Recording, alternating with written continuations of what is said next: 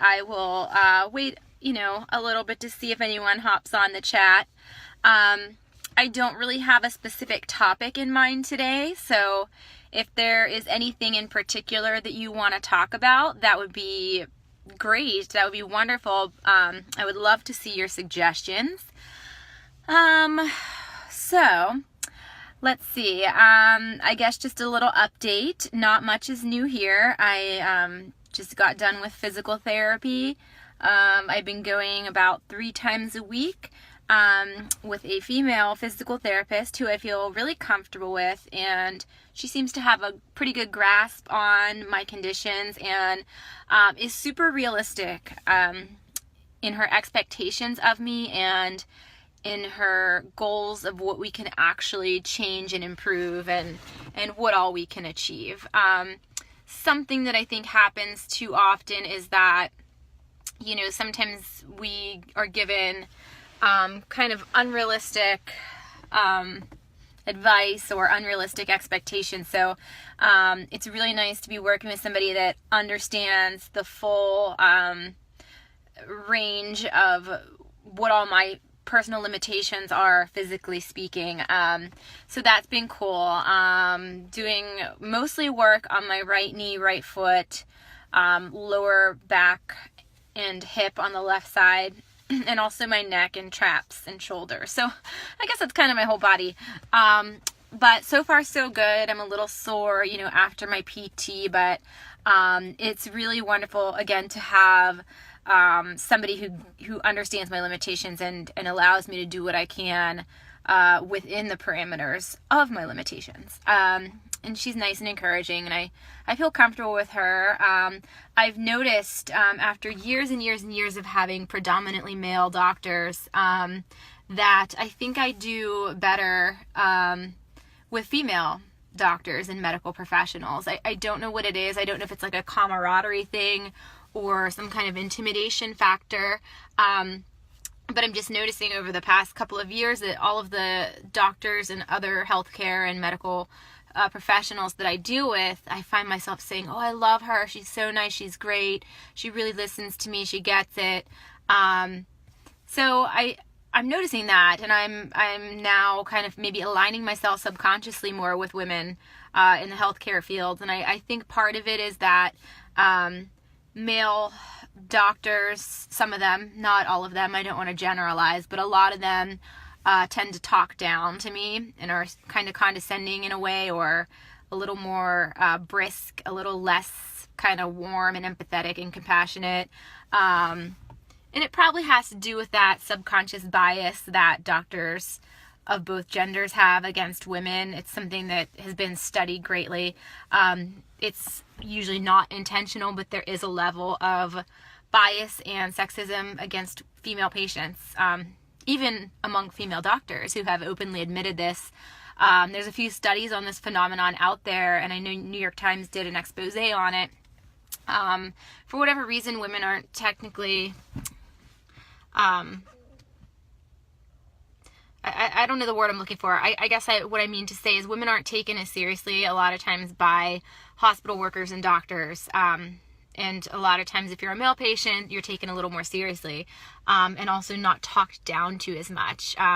So it's nice to have some women doctors who kind of are a little bit more warm and a little bit more compassionate, or at least they seem more compassionate, and also don't talk down to me. That's something, that patronizing thing, and people talking to me like I'm dumb or like a child. I'm a very patient and tolerant person, and I don't get mad easily, but that is something that will make me mad. So I've kind of butted heads with some of my doctors before because of that. So luckily my new doctors have been great. I had to switch medical systems here in Pittsburgh, an insurance debacle. It's a long story, but basically I had to pretty much clean house and get rid of all of my doctors from the one healthcare system that's one of the best in the country, admittedly, but so I was devastated at first to have to leave, but now it ended up being a wonderful choice for me because I really like all of my new doctors a lot. So physical therapy is going decently, and I'm still currently not on a biologic, but I did find out that my RA is still pretty active. I got the Avis, I'm not sure how you say it, AVISE. I got that test back, and there's still a lot of RA disease activity going on.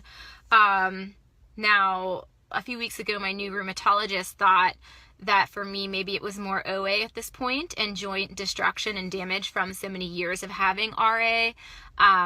Unfortunately, the tests came back and showed otherwise. So I'm dealing with a lot still. So I see her and my endocrinologist next week, and perhaps we can maybe get on a new course of treatment then.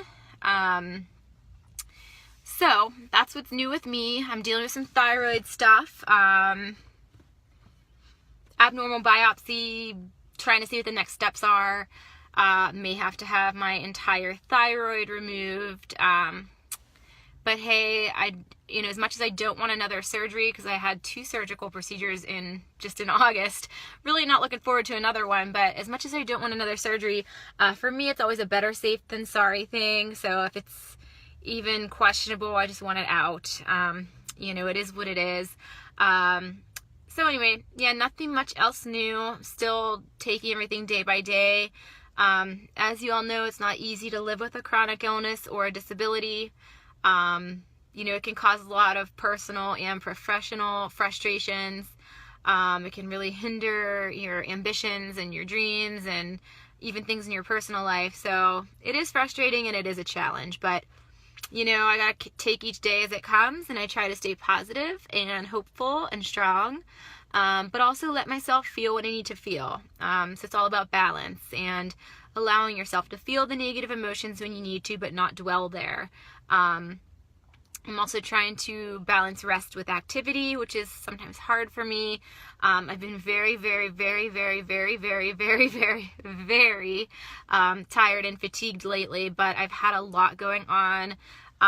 September has been my busiest month, like ever. This September has been pretty much my busiest month of my life. It feels like it, at least. And in August through the beginning of September, I literally had between 15 and 20 doctor's appointments in a month's time. Let that sink in. 15 to 20. I'll encompass any type of medical appointment. So we'll say 15 to 20 medical appointments in 1 month's time, maybe 4.5, 5 weeks, but still that's a lot. So, I've been busy in that aspect and in other aspects, trying to figure out how I can still live a full and fulfilling and productive life and give back and do good things and accomplish and achieve, while also being somebody who deals with a lot of fairly serious health issues and is pretty sick day to day. So I'm trying to learn that balance, and it's not always easy. I know so many of you can relate. So now I'm going to open it up to comments and questions. I will answer any questions you have. Just feel free to leave a comment. So the first one that I see is from Michael Hubert. He says, consider the joint replacements. Well, I have considered it. I've been eligible, technically speaking, for a right knee replacement since my early 20s. I'm 32. I'll be 33 on Thursday. So yeah, I probably got diagnosed around age 10. I'm almost 33. So, it's been 22, 23 years of this stuff. So that doesn't take a toll on your body, does a number on you. So my right knee is messed up. It's basically everything that could be wrong with it is wrong with it. I'm not even exaggerating, sadly. It does need replaced. It needs to be replaced. But because of my age, a lot of my doctors want me to wait as long as humanly possible. They want me to hold off, as long as I can. And some of them are not even really willing to approve it. If they just blindly looked at my MRI and X-ray and everything else, they'd be like, yeah, this person definitely qualifies for a total joint replacement of the knee, but then they see my age and they're a little hesitant. So I'm sure I could find a doctor to do it, but most of them do take the age into consideration and they want to try every other means first.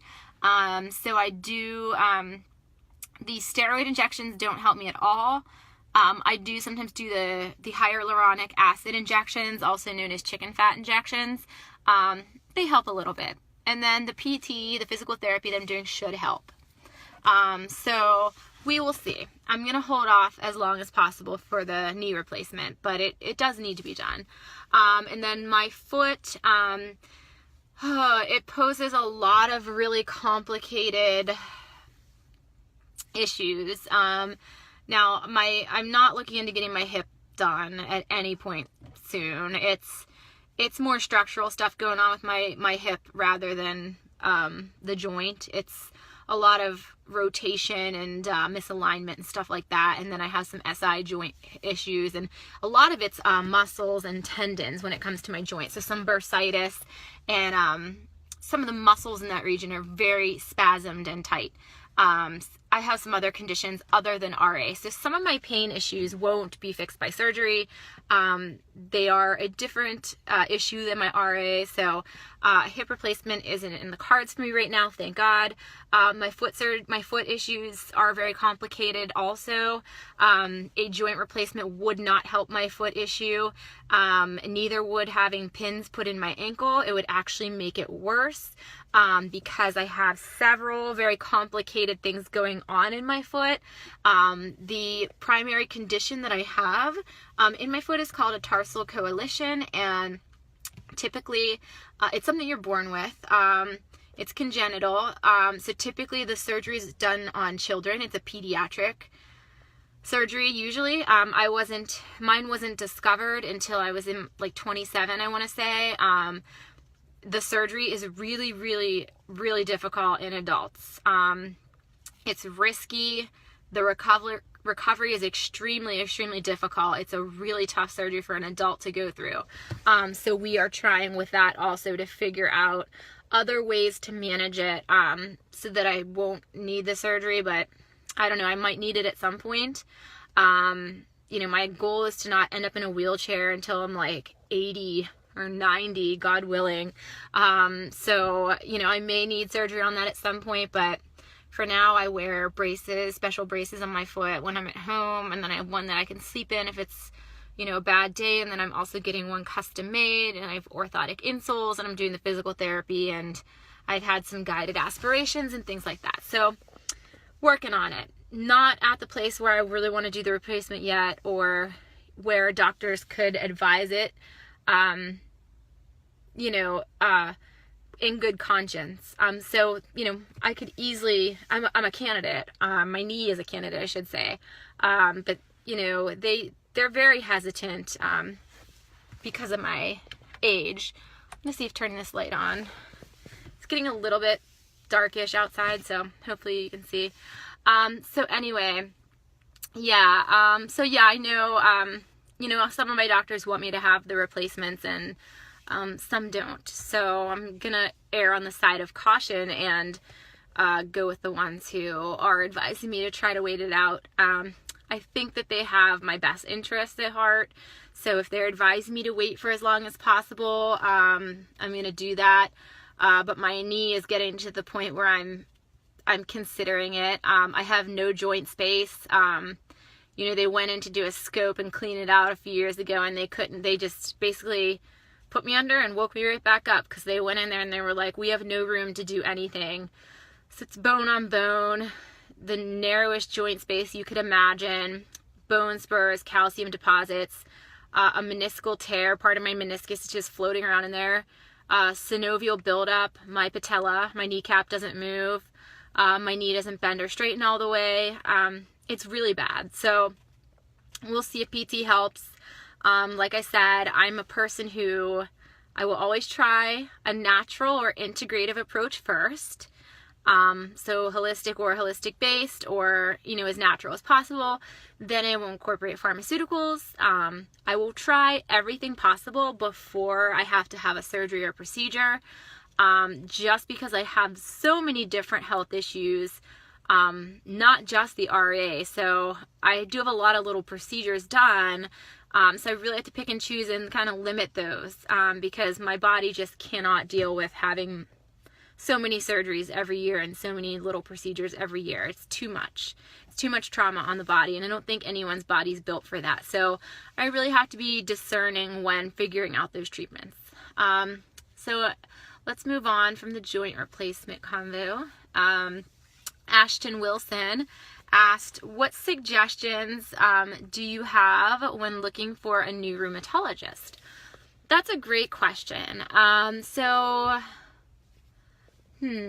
I guess my suggestions would be to ask around. So if there's people in your area who you know that have dealt with similar conditions, then maybe ask them for referrals if they've seen anyone that they like or that they hated, because you'd probably want to know if it's someone that doesn't come recommended.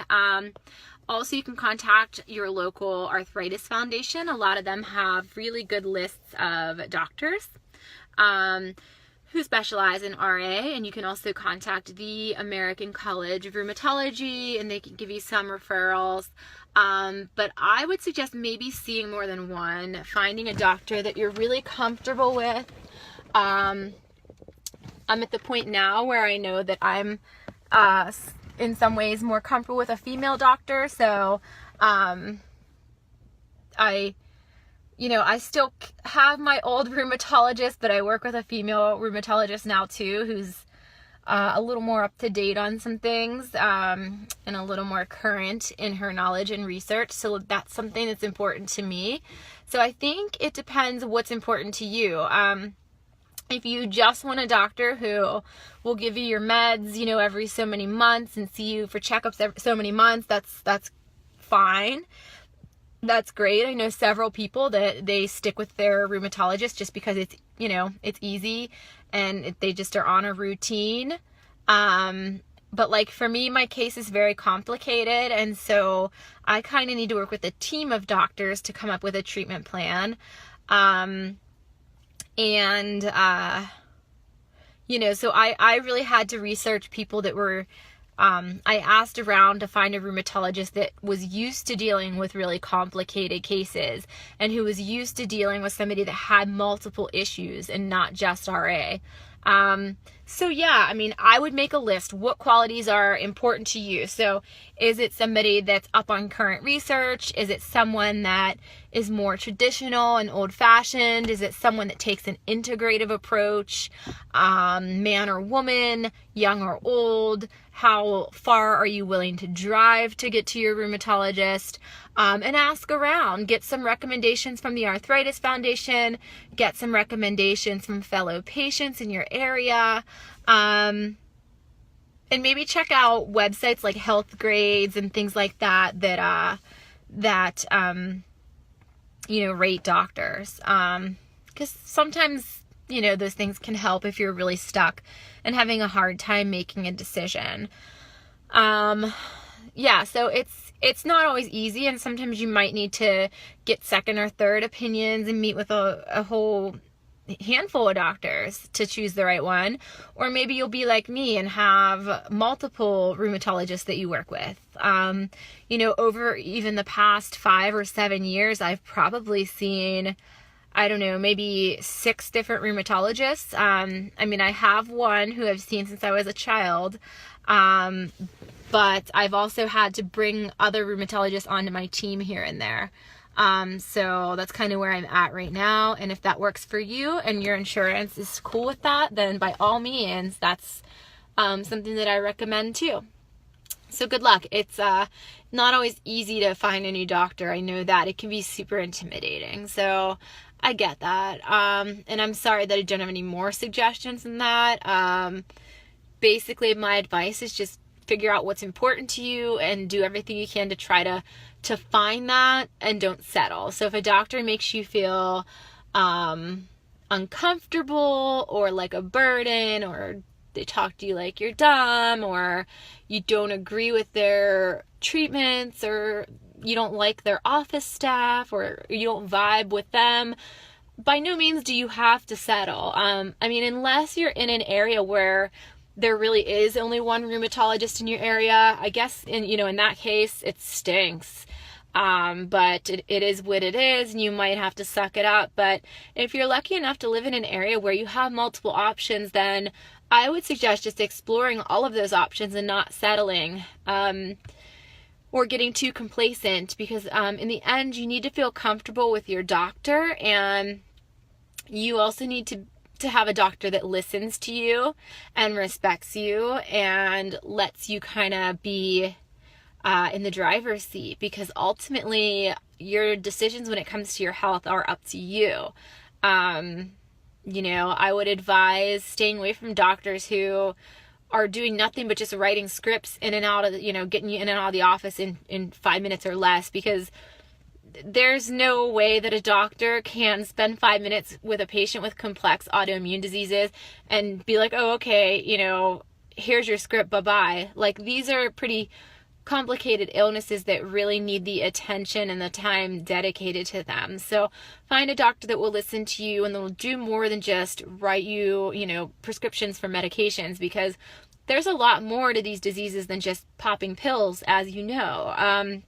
You need a doctor that's going to talk to you about physical therapy or exercise, nutrition, sleep habits, and other things other than just here's a painkiller or here's a biologic or whatever. Like, they also need to explain to you the medications. I mean, they don't have to get into scientific detail, but I want a doctor that's going to talk to me about potential side effects, who's going to talk to me about potential contraindications or risk factors.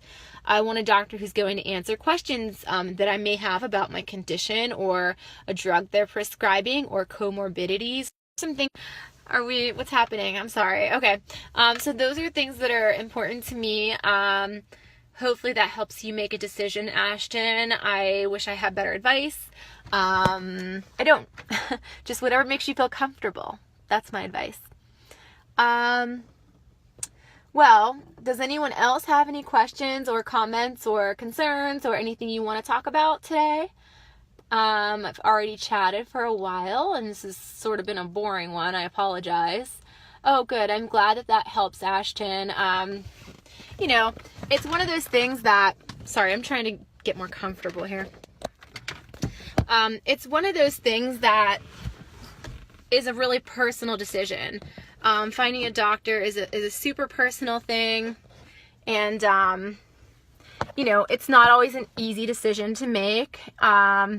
So just do what you think is best for you and do your homework, do your research, get referrals, recommendations, and make sure you're comfortable. That's really the most important thing. So does anyone else have any questions before I sign off? I will stay on for a little bit longer here and address any questions or concerns or really anything. If you want to ask me a question about my journey or my illness, or about your own, or just vent and tell me something. You can ask me questions not related to health or my illness.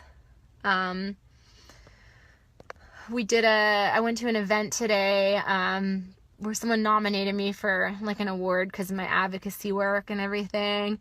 And the finalists, I wasn't a finalist, but I still attended the event nonetheless.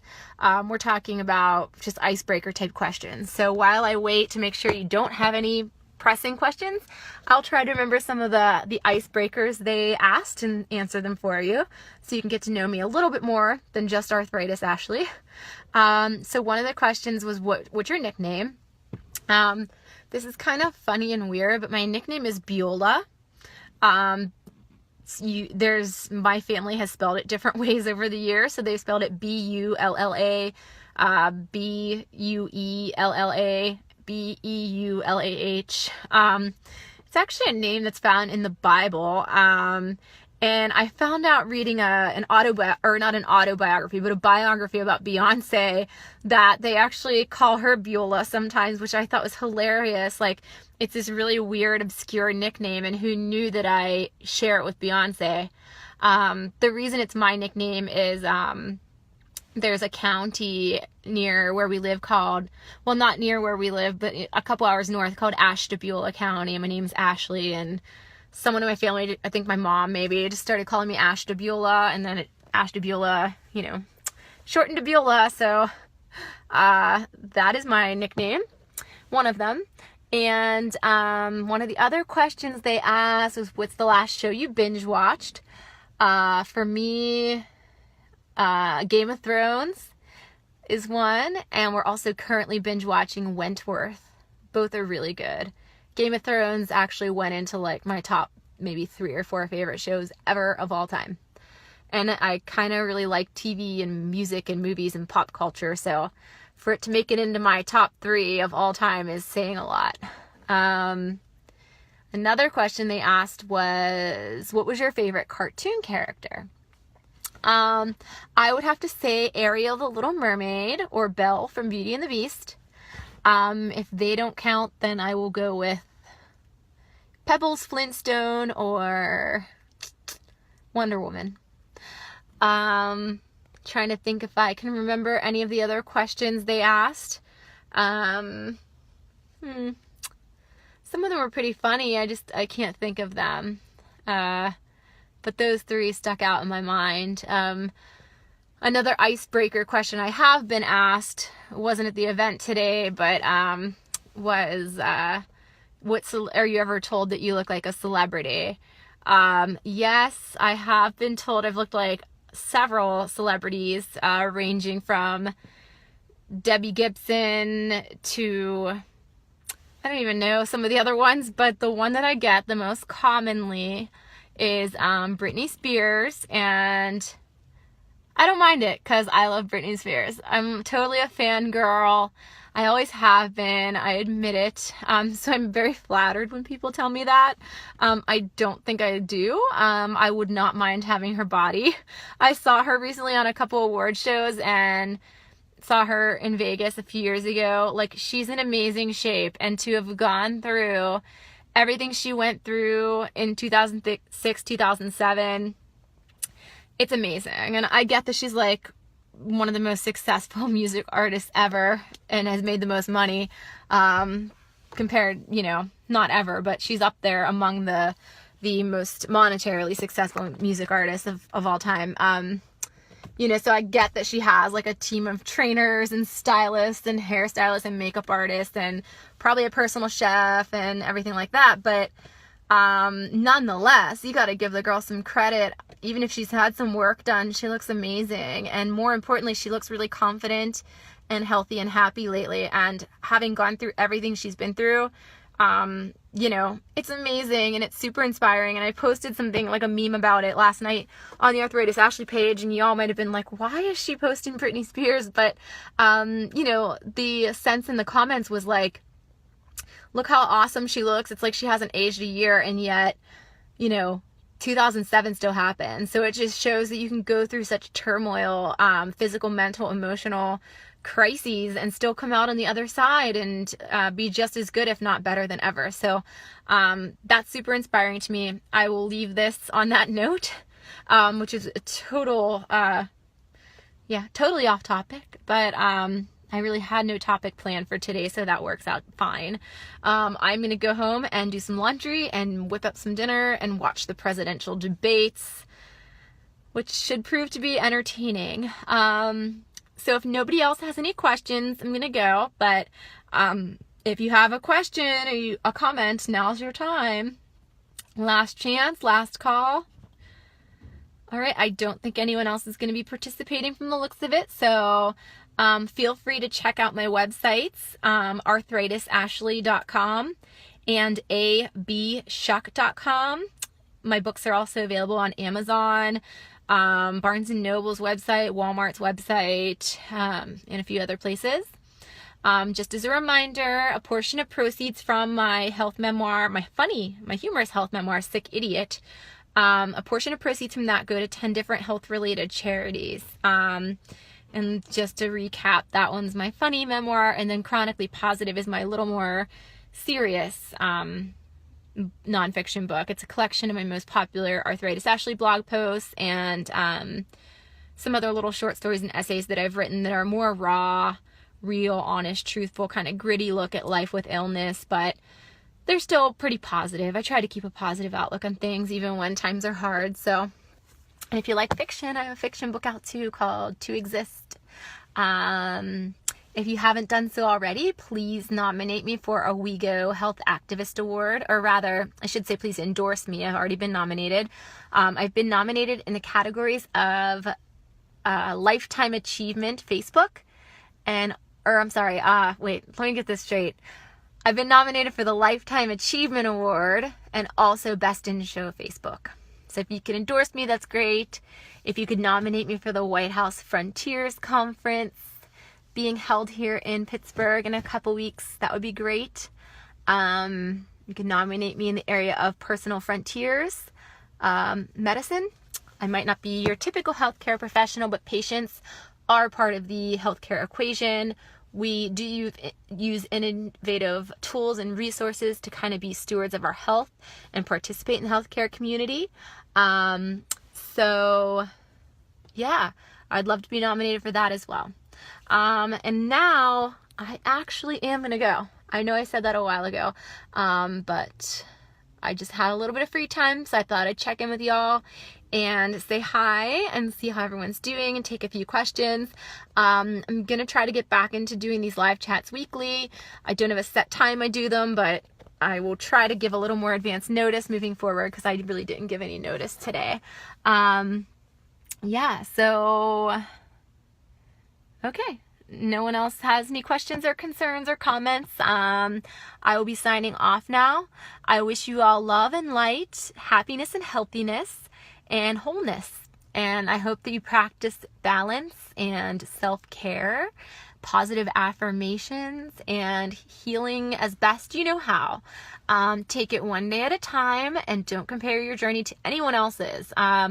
We all have unique health situations, and even two patients with the same diagnoses can have completely different outcomes and completely different patient experiences. So be gentle with yourself and just do the best you can, and don't get too discouraged, and just know that you're not alone. If you need me for anything at all, just reach out to me on social media, and I'm really glad that some of you took the time to sit here and chat with me today. Thank you for viewing, and be well. Bye.